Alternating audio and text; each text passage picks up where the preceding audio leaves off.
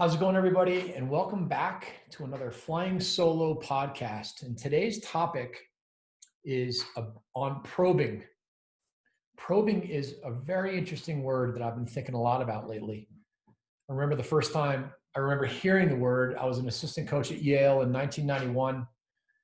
The head coach at Yale, Mike Waldvogel, was describing to me the way he envisioned our offense to play. And he used the word probing, an offense where our ball carriers were probing the defense. And I remember thinking about that. And ever since that time, I've wanted players that could do this. You hear about probing in basketball, probing a zone, maybe drawing players out, probing in the gaps. You think of basketball players and the way they move with the hesitations and the faking and the looks, and the way that they always are changing speed, and it just gives you the vision of probing in your head. As coaches, we've used this ourselves. Guys, let's probe the defense. Don't just go hard. You'll talk about probing in transition or early offense. Probe and see what they do. But let's talk about what probing even means. For one thing, it means slowing down. You cannot probe at full speed. And that's kind of counter to what everybody learns how to do when they do one-on-one drills. They just blast off and they go to the net. Probing is more about probing the entire defense. And that means that you have to be able to look through your man, look through your defender while you're probing the entire defense. And maybe you're making the defense stare at you. Maybe you're making the defense think they have to slide. Maybe you're making the defense go away and go back to their own man. That's all kind of a part of probing. You're going to identify how the defense is playing. You might be able to know what they're saying and actually know who's open and why. Probing is usually in and out. It's really kind of an in and out thing. You're kind of into your man and you're out. And that means that you actually have to initiate contact and then bounce out. And that's part of the control of the defense and of your own defender that happens when you probe. Probing is redodging, or redodging is probing. Sometimes probing is posting up.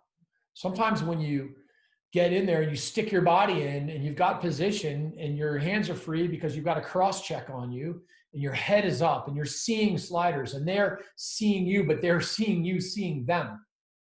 That's probing. And you can feed from that position. Maybe you pop a lever feed. Maybe you pop a behind the back feed. Sometimes people will say, well, you can't do that because you're going to be slid to. But then you can do the old Andy Shay sucker double. Turn your back. They're sliding. You know how they're going to play because you've been probing. You can hear them. You're watching them. And you turn your back and you draw them into a double team and then you run away and move the ball. When I think of probing, a lot of times I think of Pat Spencer. I did a video recently for my JM3 athletes, and I was telling them they should get bracelets that say WWPSD. What would Pat Spencer do? The way that guy probes, the way that he uses his body in and out physically, slows down, pivots, hesitates, fakes, steps away, that's probing. Probing is controlling players, your own defender and off-ball defenders, with communication, with nonverbal communication. What do I mean by nonverbal communication? I mean that your posture, it tells a story. If you get into a double threat dodging posture, it tells everybody you're about to dodge. If you slam your man, that tells them they better get ready to slide. If you bounce away, it tells people they can go back to their own man. If you bounce away and fake, it's even better. All of these postures control not only your defender, but they also control all the defense that's looking to help on you. And it's when you're comfortable operating on the island. And you have to be comfortable operating on the island to be a good player, whether you're a midi or an attackman. Anybody who plays offense needs to be able to operate and slow down and probe. I think that it's drawing and dumping too. I think probing involves moving the ball. I think when you recognize you've got a bunch of players, maybe you feed it. If you recognize you've got players, sloughing to you so much that there's somebody wide open inside, maybe you pop a feed to them. But you also might just dump the ball to X or move it to the next player if you drawing and dumping. Probing is hard to slide to. Probing is hard to slide to because you can't really tell what the defense is trying to read. Everything that you do, everything you do when you have the ball, the defense is trying to read it. And if you tell them what you're doing, by not having this nonverbal communication, by not being deceptive, you're giving the defense a chance to be on time with anything that they're doing. So probing should be and is hard to slide to. You can't tell, is he really dodging or is he not dodging? Is he popping away? Is he moving the ball? He's looking right at me. How can I go? Or they just go. And then that makes your job easier if you're creating offense that way. Probing is much more easily done on your natural side, which is why midfielders generally don't probe as well or as often as attackmen. The lefty attackman, where does that player play? They always play on their natural side in men's lacrosse and women's lacrosse. They're like box players. They play on their side and they probe. They're trying to get their left, right? I talked about this in my handedness solo podcast, that being an expert of getting your strong hand is an incredibly high level IQ. It's an understanding, and that fits right in with probing. You watch the best lefties, the way they get their left is, they might split to their right and roll back to their left and then pop away and then keep coming in and stick their body in and use a rocker. And if they've got good vision, they're looking at the defense while they're doing this. Meanwhile, the right-handed midi grows up playing on the same side of the field primarily as the left-handed attackman. And they just dodge alleys. And they don't really probe that much because they don't feel comfortable rolling back to their left hand. So they don't roll back that much to their left, and they don't probe. They don't redodge and have that top side threat that really is what makes probing work. If you want your players to be able to probe, definitely spend more time on their natural sides. If a right-handed player splits to their left and hesitates and bounces and rolls back and then they're sitting there, that's probing. That's really, really hard to slide to. It's not even that hard to do. And it's really the difference between good and great middies, in my opinion, because it's just not hard to stop straight up speed. You just slide to it. And everybody can see it coming. When you're probing and you're so hard to read, these sliders are making slide decisions. What are they reading? What are sliders reading? They're reading things like, do they see all right, so let's say you're a slider. What are you reading? You're reading your on-ball teammate. You're reading things like, do I see the back of his jersey numbers or the jersey numbers on the front of his jersey? Do I see the jersey numbers on the side or on the sleeve? Well, if you see the numbers on the back, you feel pretty good about the position. If you see the numbers on their front, then you're feeling like you have to slide. If you see numbers kind of on the sleeve, you're thinking, all right, maybe I have to go. When guys are probing, it's constantly changing. So the slider is like reading a new situation constantly. The element of, did the defender get a good chunk? Did he get a piece of you? That's part of what you're trying to read. But when you see somebody not get a chunk, you're getting ready to go, but all of a sudden you're seeing them bail out. You're reading that too. So it's very hard to read what a dodger's doing when they're probing. And I mentioned this earlier when we talked about basketball and probing, but you'll probe on man up if you carry between gaps. Do you want to carry in man up or zone really fast between gaps and just run from one gap to the other, from one defender to the other, run right through that gap? No. You want to probe that gap. You want to occupy both players in that gap if you can. Make them both on the hook with you so that you can then draw and dump and look and see and maybe make that player overplay you in one way, shape, or form. When you're probing, you're totally trying to make people overplay you.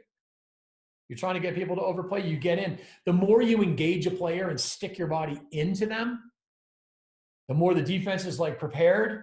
And then when you kind of bail out and like make it look like you're trying to move the ball, or maybe you make it look like you're under duress, or that guy can pressure you, that defender can pressure you, you can use that against them. And so you're really playing with your defender. And the same thing happens in two-man game. Think about two-man game, and if you've listened to my Hang Up Two-Man or watched that webinar, go to twomangame.com if you haven't. It's worth watching. And I talk all about engaging two defenders. And so I just want you to imagine someone's picking for you, and you know the defense is switching. Do you want to run right into the switch, or do you want to like probe in the middle, just like in the zone offense when you're sitting in the gap, occupying two players? Probing is patience. Probing is IQ. Probing, to me, is confidence. A lot of players, I think, don't probe because they just don't have the confidence to soak the physicality. They don't have the confidence to slow down. They also haven't really practiced it because they're just going hard. You know, you're just doing one-on-ones, just going to the goal, dodging the goal one-on-one, and you run by people and you shoot and score. You know, but in a game, there's man on you, and then there's 5 other defenders that are, their whole job is to support the ball by crowding the ball, by being ready to slide in second slide. So if you can be hard to slide to and hard to second slide to, and you're looking to draw and dump, and you can manipulate those adjacents and make it hard for them to crowd, you know, it's going to be a much more effective way to dodge. Now, you can do this against shorts, and you can do this against poles. And honestly, attackmen learn to probe all the time just because they can't win their matchup with one split dodge and shooting it on the run as often as middies can. So they have to learn how to probe. They have to do multiple moves. They learn how to Z-dodge and bounce and look and feed and all of these things, but they still have a pole on them. But don't forget, once you're into a pole, you might as well not be a pole anymore. I mean, yeah, they can V-hold you with more depth, but when they've got their cross-check on you, it's almost the same. It is the same. They just got a cross-check on you. The cross-check is about the same size as the cross-check with a pole. Is the same size as the cross-check with a short. The difference is when you bounce away, they can inflict more, and they can reach more, and they can disturb you more, no question. Can you probe too much? Yeah, you can't have an offense that just like all they do is probe, then the ball would never move. So you got to find this balance of probing and dodging the speed and moving the ball and attacking and drawing and all of that. So this is not like a one-size-fits-all concept. And I don't even look at it as a technique either. I look at this as more of a fundamental. Probing isn't a technique. What's the technique? It's not one thing. It's a combination of all of the things that we talk about in dodging. Everybody says you want to change speeds and change direction and change planes and fake. That's what people talk about when they talk about dodging. And you can't just do one move and probe at the same time. I mean, there's nothing wrong with like drawing a double, making a move, banging it again, dodging the other side. But at a certain point in time, you're going to have to probe, because you're just not going to run by your man and have it shot anytime you want to, even if you can beat your matchup. People are going to be in your way. They're going to be sliding. This summer, watching a lot of PLL lacrosse, I noticed as the tournament went on, you saw more probing and you saw more dodgers that were dodging under control and more slowly. Sergio Perkovic scored a goal late in the tournament where he didn't blast off down the wing and slant. He just kind of was on this borderline of, should I slide or should I not? It's that perimeter area that is the gray area that's so hard for defensemen to know whether they should give you the shot or not. And you certainly saw, I talked about this in my podcast with Joe Keegan. You definitely saw a lot of Canadians, the McIntoshes, Jordan and Ben, constantly probing. You don't even know if they're like you're even beating anybody, and all of a sudden they're scoring goals. Chanchuk too. He kind of splits it in the middle. He's his pocket. Everything about him is saying, "Don't worry, he's okay." But then he's got the range to shoot it. For the heck of it, I looked up the definition of probing inquiring closely into something, searching. It's really interesting. Probing is like a form of dodging and playmaking, right? When you think of dodging, you think of running by people.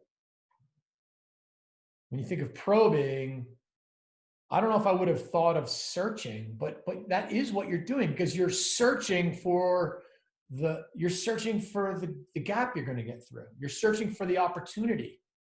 By probing, you're sort of elongating the window of opportunity. Again, you can't probe all day long. You got to get some ball movement in your offense. But this is such a fundamental, such an important thing to learn how to do. Think about a probe. Think about like CSI. The interrogators will ask questions or make statements that aren't even true to deceive. They'll do things to deceive just to see how people react. That's what probing is. That's what a probe is. You don't want to be in a probe. That's for sure. Probing isn't just blurting stuff out. Probing isn't just like, oh, I'm going to go blurt out an MJ move. I'm just going to go blurt out a post up or a dead shoulder. Probing is fluency. You know, if you listen to the podcast I did with Ted Creighton from Joy of the People, he talks about fluency. If you haven't listened to that podcast, I highly recommend you do. It was so impactful for me. I would love it if anybody had checked it out. But he compares sports to second language acquisition, and he compares great players to having fluency. And I totally agree with that. And I think probing, the ability to probe, is a sign of fluency. But why don't players probe? We talk about it. I mean, I'm sure I'm not the only person who talks about probing or something like that. See how they're playing you. Don't just run into doubles. See the field. Look through your man. Slow down. Redodge. All of these things involve this element of probing and searching for that opportunity where you can just get your shot off or make a feed that you want to do. But I think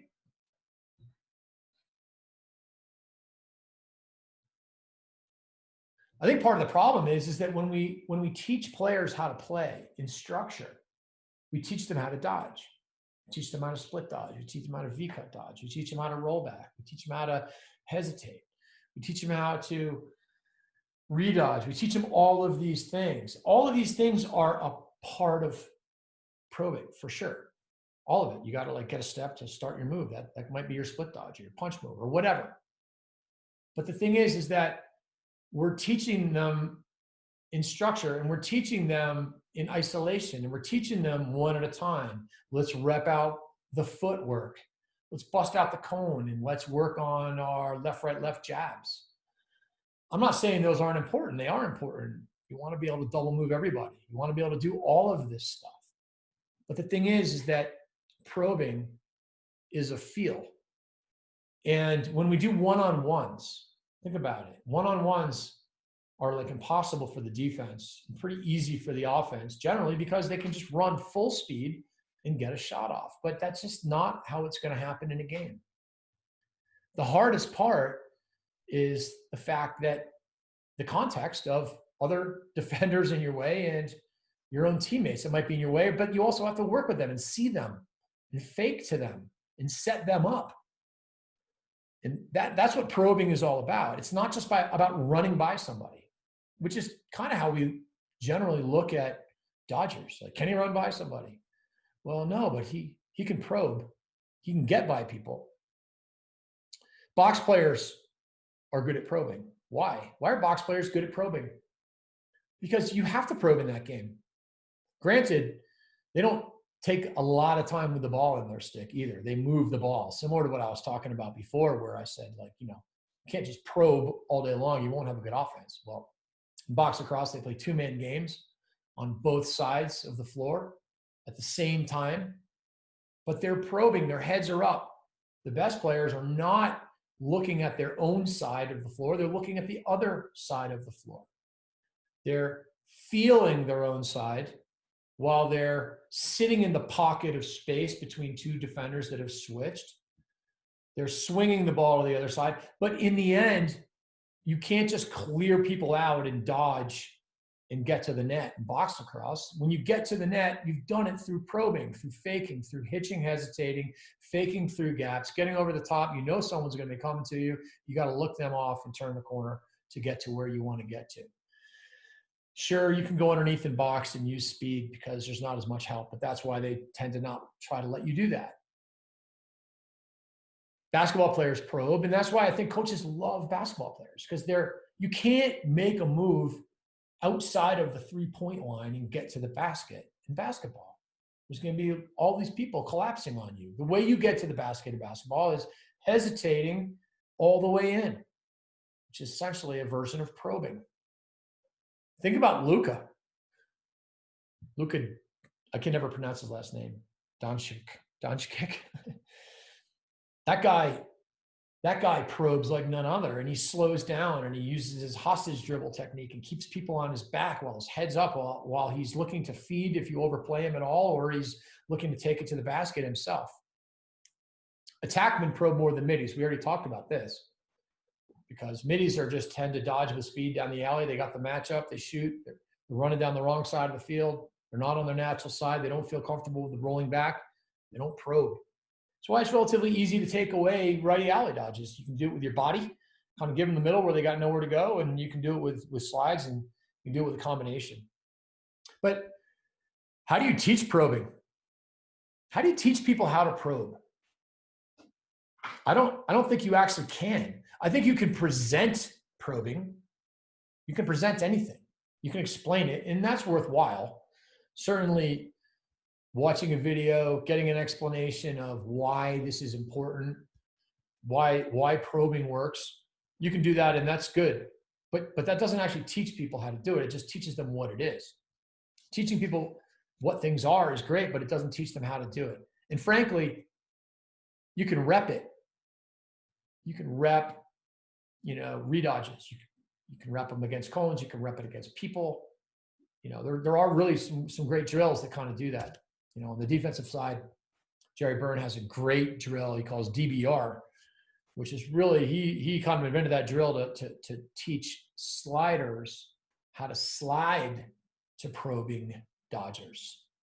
Dodge, bounce, redodge, DBR.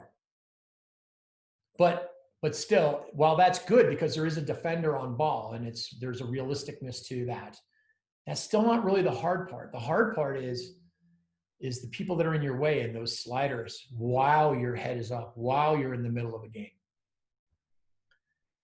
Whether it's redodging or staircase dodging or three-step dodging, which is an incredible technique, all of that stuff involves an array of skills, of techniques, of hesitations, of rollbacks, of pop-outs. And they're all incredibly important, honestly. But I don't think you can teach them. I think you can introduce them. But really they have to be learned and they have to be learned in context. And I think they have to be learned over the course of time in context. So if your context is youth lacrosse and you're the best athlete and you're a midfielder and you're just going to run by people and score goals on the run, you're probably not going to learn how to probe, which is kind of how everybody learns how to do it. Back to, why do attackmen have a tendency to be able to probe better than middies? Well, that's why. And same thing with box players.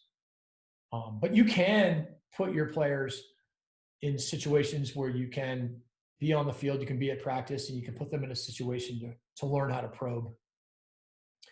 I recently was out in Marin County and visiting with some of the JM3 athletes I work with, and we did a really cool drill that I'm calling 4-on-4 NorCal. And all it is just an imaginary boundary 10 yards above the goal line. And we played 4-on-4 with 2 poles and 2 shorts. And it was a game. It wasn't just a drill. It was like a game, in which you kept score, and we could sub. You need subs. You can't play 4-on-4 very long in full equipment without subs. So we had, 2 subs on each team. And what I noticed was it forced the players to come from behind, to dodge to their natural sides, and to probe. Forced the defense to make slide decisions. There was a lot of big little inverts behind. There was a lot of inverts coming from behind, so therefore there were sliders that had to be ready to go. But what the better players were doing was they were in and out, and they were probing, and they were looking. And it was fascinating. It was really cool.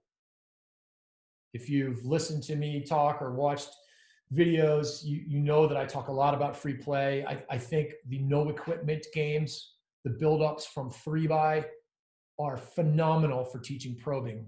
All of the athletes that I work with have gotten better at probing since playing these types of games. Check out the Backyard Curriculum. It's a really, really cool site I created. It's like $19. It costs like next to nothing. It's got the best information in it that you can do at home. It's got every pickup game variation that I've come up with or that I've learned from others. And I really believe that playing with no equipment helps you tremendously in your ability to learn how to probe. Because there's no equipment, because it's very much like box lacrosse. Why is that? Because the net is small. It's like a 3.5 by 3.5 net. You can get those actually, if you're interested in that, send me an email. I'll tell you how to get them. I had them custom made. 3x3 nets are great for small games, but when you start playing with a full-time goalie in there, if you want an all-even game, like let's say 3-on-3 plus a goalie or 4-on-4 plus a goalie, it's better to have a bigger net. Just it makes the defense come out and play you a little bit. You can shoot from the outside with touch. Doesn't seem like it's that much bigger, but it makes a pretty big difference. But when you're, oh shit, I lost my train of thought. Hold on. But when you're playing these so these games are very much like box lacrosse because they're all tight. Box lacrosse isn't tight because of the boards and glass. Box lacrosse is tight because of the goal size, because everything happens close to the goal. Like the late great Dave Huntley says, everything outside of about 15 yards in field lacrosse is all noise. Well, in these little pickup games, it's more like 7 yards. It's a constant probe. It's a constant tight one-on-one. And there's not banging and you're not plowing people over offensively. What you're doing is you're probing and you're sticking your body in there and they're putting their cross check on you and there's equal pressure, but you're sitting there and you're faking and you're feeding and your head is up. And it translates really well. It's actually amazing how well that translates. So I'm going to talk more about pickup games and stuff like that on another podcast. But what I really was psyched to talk about was this concept of probing. I think it's one of the most fascinating parts of the game. It's one of the parts that I've always wished that I was better at teaching. And I guess I figured out it's because you can't really teach it. The more you look at it, the more you'll see what I mean. Fluency and probing, go in the same sentence. So I hope you enjoyed this. I hope you can get your players to probe the defense. And thanks a lot for listening.